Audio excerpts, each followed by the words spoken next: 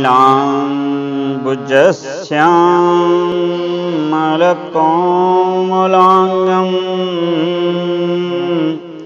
सीतासमारोपितवामभागम्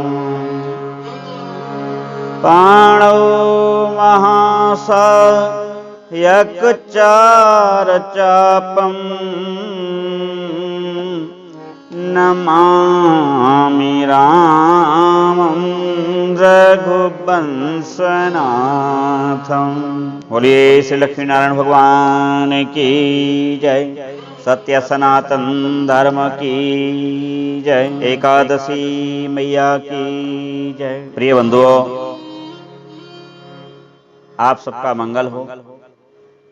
जनार्दन, ऋषिकेश, राधा रमण, गौरी शंकर भगवान आपका कल्याण करें। एकादशी की पवित्र कथा को श्रवण करने से व्यक्ति के कई जन्मों के पाप नष्ट होकर पुण्यों का उदय होता है। और प्रमुख रूप से जिनको संतान नहीं है,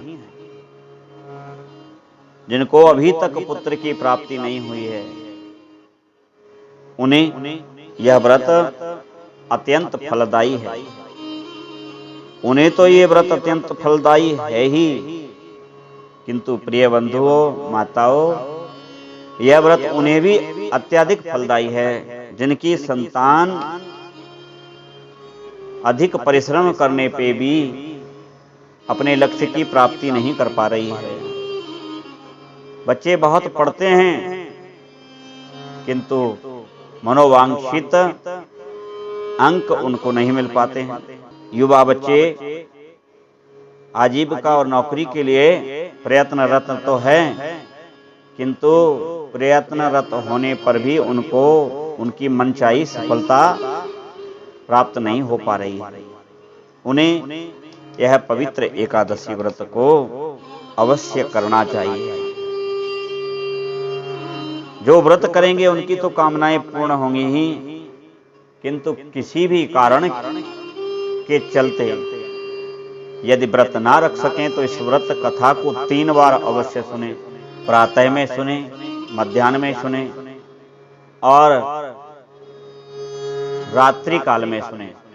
यदि ऐसा न कर पावें तो रात्रि काल में ही भगवान श्री हरि का जागरण करते हुए, भगवान श्री हरि का कीर्तन करते हुए, भगवान श्री हरि का ध्यान करते हुए इस कथा को 3 बार सुने तो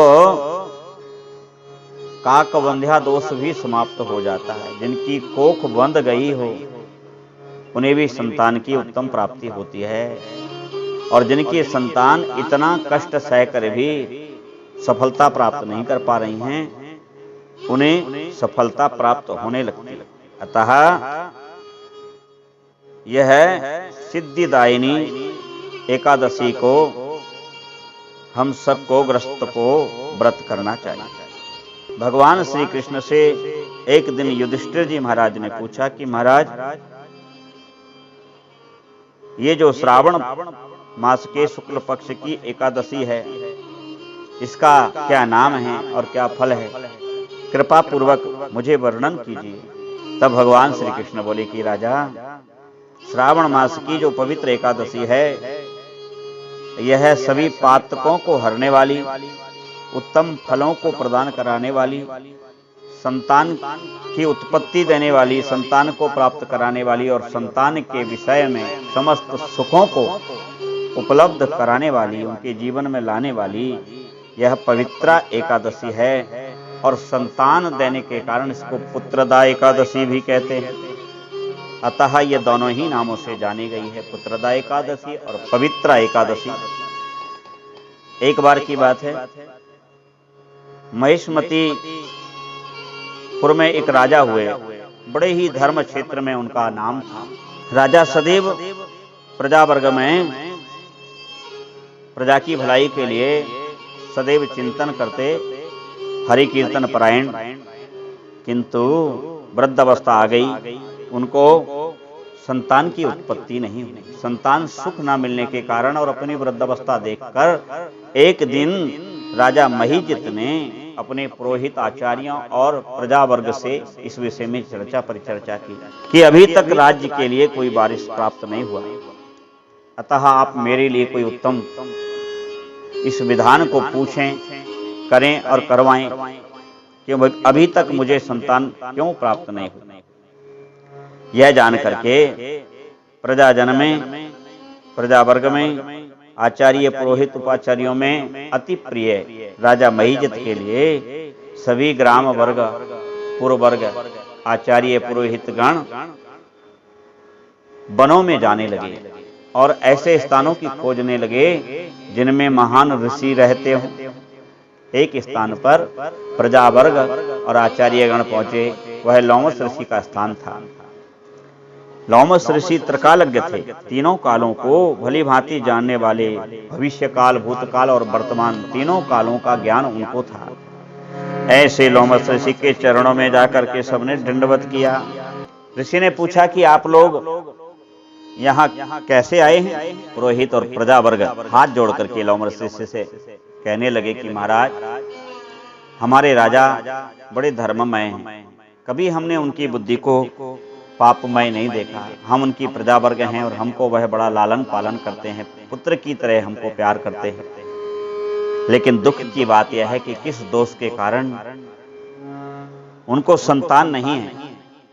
लोमस ऋषि ने ध्यान पूर्वक देखा और कहा कि हे प्रजा वर्गो, आपके राजा इस समय तो बहुत धर्म सिंधु हैं, किंतु पूर्व जन्म में यह एक वैश्य थे और बहुत कृपण थे और दूसरों का धन हड़पने में इनकी बुद्धि बड़ी चतुर, चालाक और प्रवीण थी। यह सदैव दूसरों का धन हड़पा करते थे और इनसे एक भूल और हुई, इन्होंने एक प्यासी गौ और बछड़े को एक सरोवर में जल नहीं पीने दिया था। वह बछड़ा बार बार आता, बार बार ये भगा देते, इस कारण से इनको संतान नहीं हुई। पूर्व में इनके कोई पुण्य थे जिसके कारण ये राजा बन गए, किंतु संतान नहीं है। अब तो प्रजा वर्ग हाथ जोड़ करके बोला, महाराज, पुराण में प्रायश्चित के करने से पाप नष्ट हो जाते हैं। आप कोई उपदेश हमको कीजिए ताकि हमारे महाराज का पाप नष्ट हो और उनको संतति की प्राप्ति हो। लोमस ऋषि प्रसन्न हो गए और कहा कि हे प्रजावर्ग, श्रावण मास के शुक्ल पक्ष में जो एकादशी आवे वह पुत्रदा के नाम से विख्यात है, पवित्रा के नाम से विख्यात है, वह मनोवांछित फल प्रदान करने वाली है। तुम लोग जाकर के अपने राजा से और तुम स्वयं भी उस व्रत को करो और राजा से भी कराओ। प्रातः काल ब्रह्म मुहूर्त में उठ करके स्नान करें, भगवान का पवित्र नाम गाते रहें, भगवान का पूजन करें। उस दिन शाकाहार करें, अन्नाहार ना करें। और वैसे तो व्रत सभी को करना चाहिए, किंतु जो व्रत नहीं करता उसे भी आज के दिन अन्न नहीं खाना चाहिए। अन्न में भी चावल तो कदापि ना खाएं और सैम की फली भूल कर भी ना खाएं। व्रत करें और मध्याह्न में भगवान का पूजन करें, सायंकाल के समय भगवान का पूजन करें। पूजन में वही प्रतिदिन ली जाने वाली वस्तुएं लें, चंदन, पुष्प, गंध आदि, सुगंधित इत्र आदि, तुलसी पत्र। इस दिन तुलसी पत्र तोड़े नहीं, पूर्व में तोड़ के रख लें। एकादशी द्वादशी में तुलसी पत्र नहीं तोड़ना चाहिए, पूर्व में। और यदि ना हो तो तुलसी के नीचे गिरे हुए पत्र जो तुलसी स्वयं इच्छा से छोड़ देती हैं, उनको ला करके भगवान श्री हरि का पूजन करें। रात्रि में जागरण करें, नृत्य करें, जितना संभव हो उतनी देर जागरण करें। पूरी रात्रि ना बन सके तो और व्रत रखें। झूठ ना बोलें, कपट ना करें, दूसरे के दोषों को ना देखें, किसी की बुराई ना करें, किसी के घर अकारण ना जाएं। ऐसे नियम का पालन करें और मन ही मन नारायण नारायण नारायण नारायण श्री हरि नारायण का जाप करते रहें, गाते रहें, श्री हरि नारायण नारायण नारायण। और यह व्रत फिर दूसरे दिन भगवान श्री हरि को भेंट कर प्रार्थना करें कि हे भगवान, हमारे जन्म जन्मांतर के जो भी पाप हों उन सब पूर्व के पापों को नष्ट कर दीजिए, क्योंकि पूर्व के किए हुए पुण्य और पाप जन्म जन्म तक हमें अवश्य मिलते हैं। ये ना समझें कि हमको ये कष्ट भोगना पड़ रहा है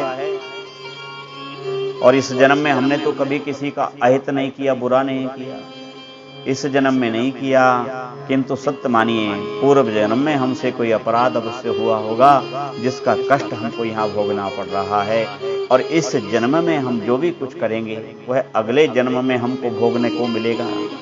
इस प्रकार भगवान को अपने पुण्य और पाप समर्पित कर दें कि हे नारायण, हे लक्ष्मी नारायण, हमारे समस्त पाप पुण्य सब आपको अर्पण हैं। हे गोविंद, उन पाप मूल को नष्ट करके हमें संतान की उत्पत्ति कराएं, हमारी संतति को सभी प्रकार से सफलताएं दिलवाएं, शिक्षा में, व्यापार में, नौकरी में, स्वास्थ्य में, आयु आरोग्य, भूमि भवन में, और उसकी मति राष्ट्र में प्रवृत्त हो, माता पिता में प्रवृत्त हो। वह सदैव माता पिता, ज्येष्ठ जन, श्रेष्ठ जनों का, इष्ट का, ईश्वर का, धर्म विद्या और गरीब लोगों का सदैव हित करे, सदैव उनको प्रिय हो, कभी किसी को सताए नहीं, उसकी ऐसी बुद्धि हो, धर्ममय बुद्धि हो। ऐसी भगवान से निवेदन करें तो भगवान एकादशी मैया की कृपा आप पर अवश्य होगी और